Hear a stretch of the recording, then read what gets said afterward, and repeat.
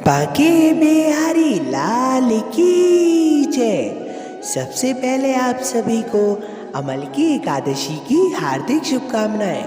आज इस वीडियो में मैं आप सभी को बिहारी जी के दर्शन और आरती दोनों के ही दर्शन कराऊंगा और दर्शन कराते कराते आप सभी को अमल की एकादशी की व्रत कथा सुनाऊंगा।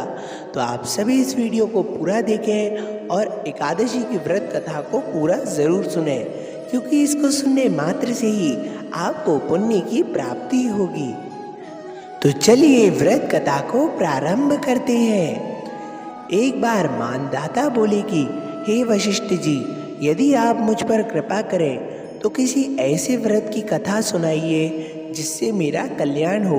महर्षि वशिष्ठ बोले कि हे राजन, सब व्रतों में उत्तम और अंत में मोक्ष देने वाले अमल की एकादशी की व्रत का वर्णन मैं तुम्हें सुनाता हूँ। यह एकादशी फागुन माह के शुक्ल पक्ष में होती है। इस व्रत को करने से समस्त पाप नष्ट हो जाते हैं। इस व्रत का फल 1000 गौदान के फल के बराबर होता है। अब मैं आपसे एक पौराणिक कथा कहता हूँ, ध्यानपूर्वक सुनिएगा। एक वैदिश नाम का एक नगर था जिसमें ब्राह्मण, क्षत्रिय, वैश्य और शूद्र चारों वर्ण आनंद सहित रहते थे। उस नगर में सदैव वेद ध्वनि गूंजा करती थी तथा पापी, दुराचारी तथा नास्तिक उस नगर में कोई नहीं था। उस नगर में चैत्ररथ नाम का चंद्रवंशी राजा राज्य करता था। वह अत्यंत विद्वान तथा धर्मी था। उस नगर में कोई भी व्यक्ति दरिद्र व कंजूस नहीं था।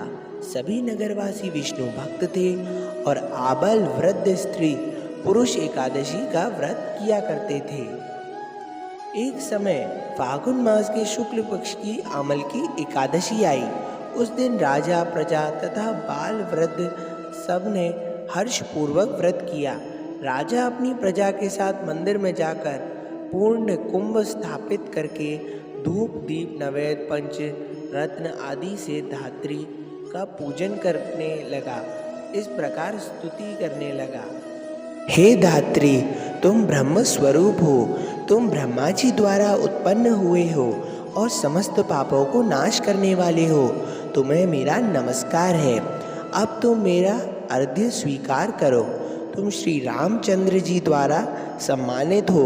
मैं आपकी प्रार्थना करता हूँ अथा आप मेरे समस्त पापों को नाश करो।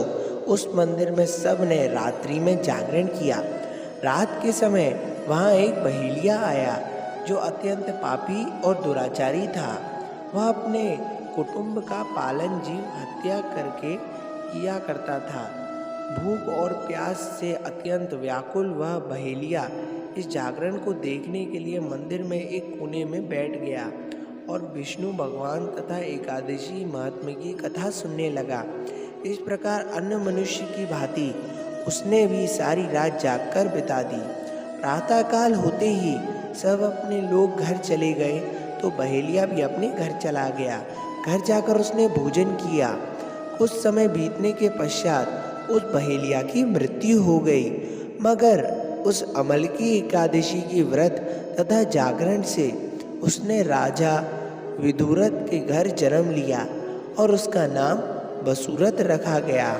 युवा होने पर वह चतुरंगिनी सेना के सहित तथा धन धान्य से युक्त होकर 10,000 ग्रामों का पालन करने लगा। वह तेज में सूर्य के समान, कांति में चंद्रमा के समान और वीरता में भगवान विष्णु के समान और क्षमा में पृथ्वी के समान था।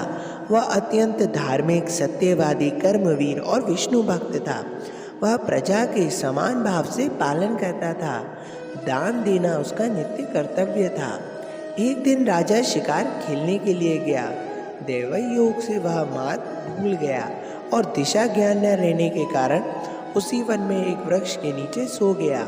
थोड़ी देर बाद वहाँ पहाड़ी मलेच्छ वहाँ आ गए और राजा को अकेला देखकर मारो मारो शब्द कहते हुए राजा की ओर दौड़े।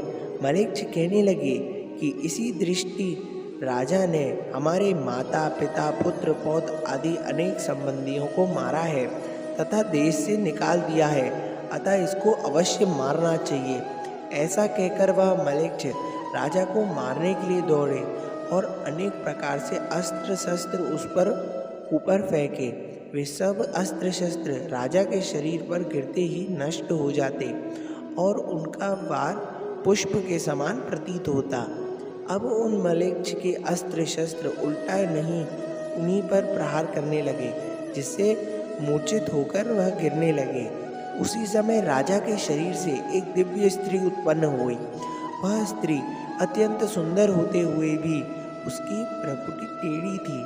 उसकी आंखों में लाल लाल अग्नि निकल रही थी, जिससे वह दूसरे काल के समान प्रतीत होती थी।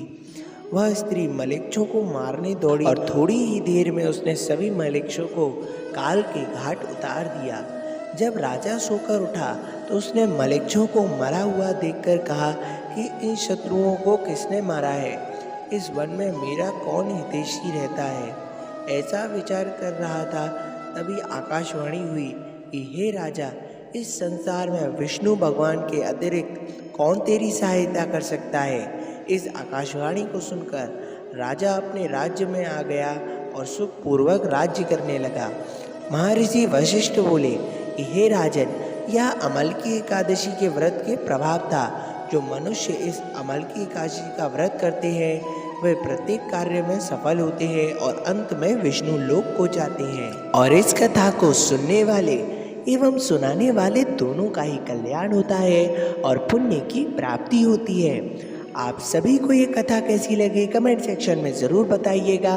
और अगर अभी तक आपने हमारे चैनल को सब्सक्राइब नहीं किया है तो सब्सक्राइब भी कर लीजिए और वीडियो को ज़्यादा से ज़्यादा शेयर भी कीजिए, ताकि सभी भक्त एकादशी की व्रत कथा को सुन सकें और आनंद ले सकें। मैं मिलता हूँ आप सभी से अपनी अगली वीडियो में। राधे राधे, जय बिहारी जी की।